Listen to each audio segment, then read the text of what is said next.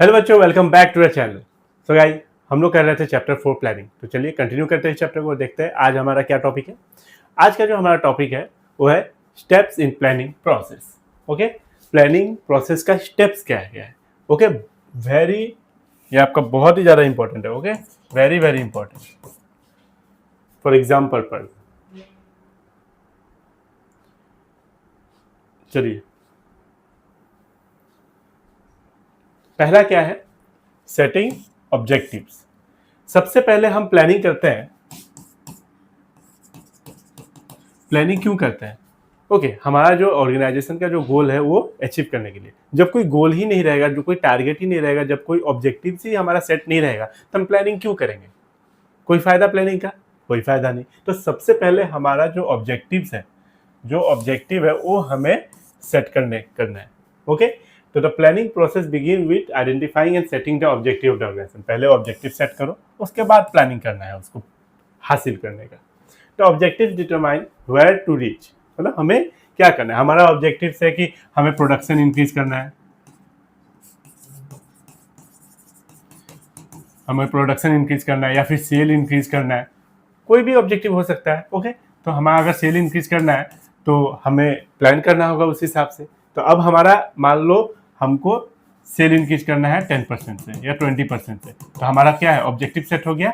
अब हम प्लान करेंगे कि हम क्या क्या कर सकते हैं इस ऑब्जेक्टिव को अचीव करने के लिए, इस गोल को अचीव करने के लिए। तो objective determine where to reach, हमें कहाँ जाना है। They determine the destination of the organisational effort. For example, objectives of an organisation could mean an increase in sale by 20%। हमें 20% से सेल इंक्रीज करना है, ये हमारा ऑब्जेक्टिव है। तो objective should be stated clearly for all department, सबको पता होना चाहिए। ओके, क्योंकि काम तो सब मिलके करेंगे ना। टॉप लेवल वाले तो बस ऑब्जेक्टिव बनाएंगे, लेकिन बाकी जो मिडिल लेवल है, लोअर लेवल है, वो काम करेंगे। हाँ, कितने यूनिट्स करना है, कितने एम्प्लॉइज लगेंगे उसके लिए। तो if the end result is clear, if the end result is clear, it become easier to work towards a goal. अगर हमें पता रहता है, हमें दिख रहा है कि हमारा एंड रिजल्ट क्या है, हमारा ऑब्जेक्टिव क्या है, तो हम अच्छे से काम उस पर कर सकेंगे, मतलब मैनेजर्स उस पर अच्छे से काम कर सकेंगे। फिर क्या है दूसरा, number 2, developing premises. Developing premises का मतलब क्या होता है? देखिए, जो मैनेजर्स होते हैं वो, देखिए जैसे एक ऑर्गेनाइजेशन है फॉर एग्जांपल, बहुत सालों से चल रही है, तो मैनेजर्स क्या करते हैं, जो वो मान लो पास्ट एक्सपीरियंस से वो अपना कुछ एजम्पशन बनाते हैं। ओके, कुछ प्रेडिक्शन करते हैं, उसी को बोलते हैं। ये जो प्रीमाइसिस का मतलब है एजम्पशंस बनाना। क्या बनाना? एजम्पशंस बनाना, कि हाँ अगर पिछले साल ये मुसीबतें आई थी तो हमें उस सतर्क रहना है। ओके, जो 5 साल से मान लो प्लानिंग कर रहा है, ओके, तो उसने तो बहुत कुछ फेस किया होगा, फर्स्ट ईयर में, सेकेंड ईयर में, थर्ड ईयर में, मान लो एक 5 ईयर्स का। ओके, फोर्थ में, फिफ्थ में, इतना साल अगर वो काम किया तो उसने बहुत कुछ फेस किया होगा। तो इस पास्ट एक्सपीरियंस से वो क्या करेगा, प्रिडिक्शन करेगा, एजम्पशन बनाएगा। ओके, एज्यूम करेगा कि ऐसा ऐसा हो सकता है, ऐसा होगा तो हम क्या करेंगे। मान लो कोविड फिर से आ गया तो क्या करेंगे। तो अगर 5 साल से मान लो इस बार अगर कोविड आ गया फिर से, या कोई अलग वायरस आ गया, तो हम क्या करेंगे। तो जितना प्रॉब्लम फर्स्ट टाइम हुआ था कोविड आने से, अब उतना नहीं होगा, क्योंकि एक बार एक्सपीरियंस हो चुका है, तो उतना नहीं होगा। तो सीधा बात है, डेवलपिंग प्रीमाइसेस का मतलब होता है कि हमें प्रेडिक्शन करना, हमें एजम्पशन बनाने हैं पास्ट एक्सपीरियंस को लेके। तो planning involve deciding the future course of action which is quite uncertain, so every manager has to make certain assumptions about the future. These assumptions are called premises. यही assumptions को क्या बोला जाता है? Premises. So to make plan more effective, sound estimate and or forecast should be made about future environment.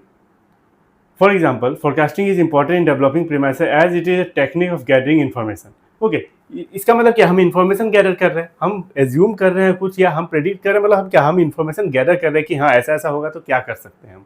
Okay, forecast can be made about the demand for a particular product. क्या पता अगर demand increase हो जाए, demand increase हो जाए या decrease भी हो जाए, कुछ भी हो सकता है। ओके, आप इंक्रीज को ही लेके मत चलना, आप निगेटिव भी देखना कि अगर डिक्रीज हो जाए तो हम क्या करेंगे, इंक्रीज हो जाए तो क्या करेंगे, इंटरेस्ट रेट अगर इंक्रीज हो जाए या डिक्रीज हो तो क्या करेंगे। ओके, टैक्स रेट में अगर चेंजेस आ जाए तो क्या करेंगे। तो ये सब बहुत कुछ है। तो सीधा बात है, सेकेंड हमारा क्या है, developing premises means making assumption, prediction.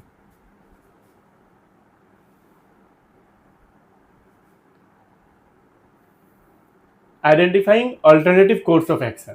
अब हमारा थर्ड स्टेप्स क्या है प्लानिंग का, identifying alternative course of action. अब हमारे पास कितने अल्टरनेटिव है, ओके मान लो प्लान ए है, प्लान बी है, प्लान सी है सेल इंक्रीज करने का। ओके हमें सेल इंक्रीज करना 20% से, मैंने एग्जांपल लिखा हुआ था। तो हमारा प्लान ए है, मान लो हम डिस्काउंट दे दें, मान लो हम क्या कर सकते हैं, एडवर्टाइजमेंट कर सकते हैं सेल इंक्रीज करने के लिए, क्या कर सकते हैं, फिर से सेल इंक्रीज करने के लिए क्या कर सकते हैं, बाय वन गेट वन, ये सर नो। और भी बहुत सारे तरीके होंगे सेल इंक्रीज करने का। ओके हम सेल एम्प्लॉइज बढ़ा सकते हैं। ओके पहले सेल के 50 एम्प्लॉइज थे, अब हम इंक्रीज कर दें 100 कर दें, हायर कर सकते हैं मोर एम्प्लॉइज। ओके तो हमें आइडेंटिफाई करना है और सबके pros and cons, merits demerits identify करना है। ओके तो पहले तो आइडेंटिफाई करना है अलग अलग क्या है ऑल्टरनेटिव कोर्स ऑफ एक्शन। उसके बाद देखो और भी हो सकते हैं, आपके पास प्लान बी भी हो सकता है, सी डी भी हो सकता है। Okay evaluating alternative course of action. अब हमारे पास प्लान क्या है, प्लान ए है, बी है, सी है। अब हम इसको इवेलुएट करेंगे, जैसे आपका आप जो एग्जाम देते हो उसका इवेल्युएशन होता है।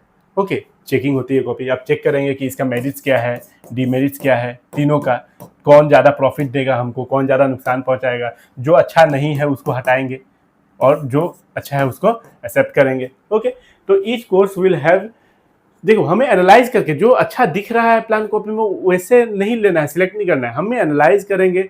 ओके उस हिसाब से हम सिलेक्ट करेंगे। ओके कि हाँ ये सही में ठीक है। The positive and negative points of each alternative are thoroughly examine, एकदम थोरली एग्जामाइन करेंगे the light of job objective to be achieve, ताकि ऑब्जेक्टिव अचीव हो सके।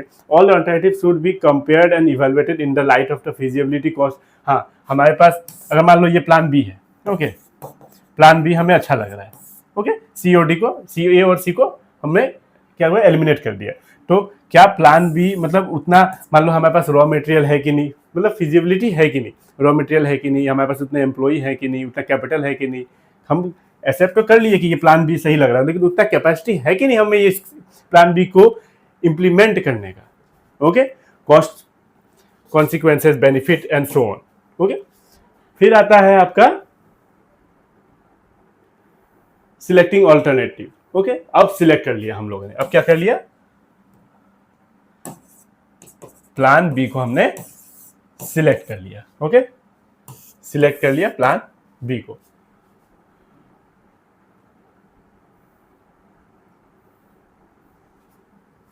यह है पांचवा, सिलेक्ट ऑल्टरनेटिव।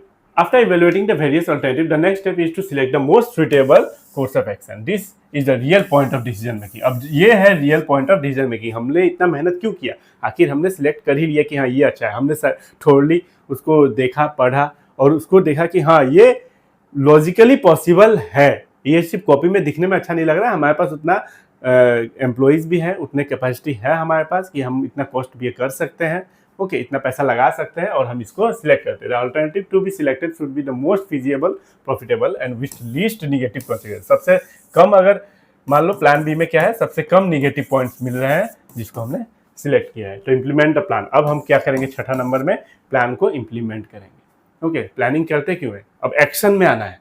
ओके तो plans are of no use until these are put in action. Okay जब तक एक्शन में नहीं आएंगे प्लान कोई काम का नहीं है। So this step is concern with the transformation the plan into action.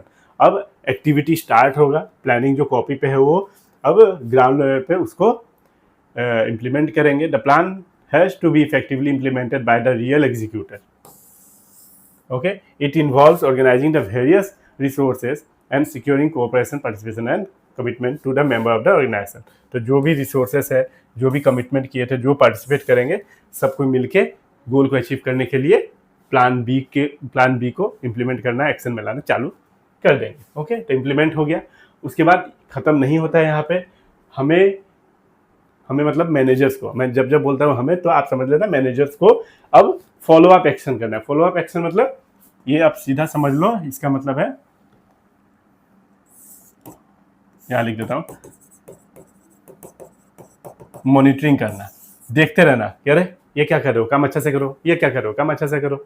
Okay, देखते हैं ना काम अच्छा से हो रहा है कि नहीं। जो हमने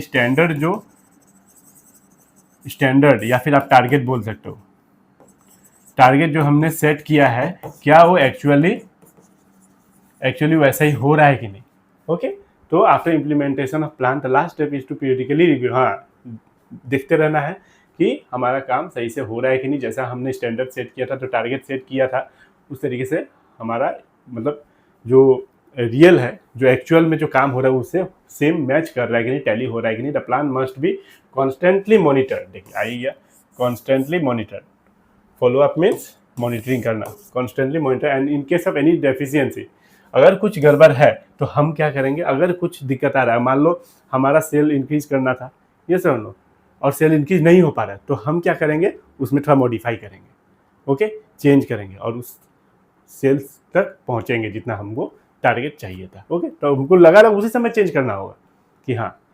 तो बस यही था हमारा, क्या था, steps in planning process, very very important.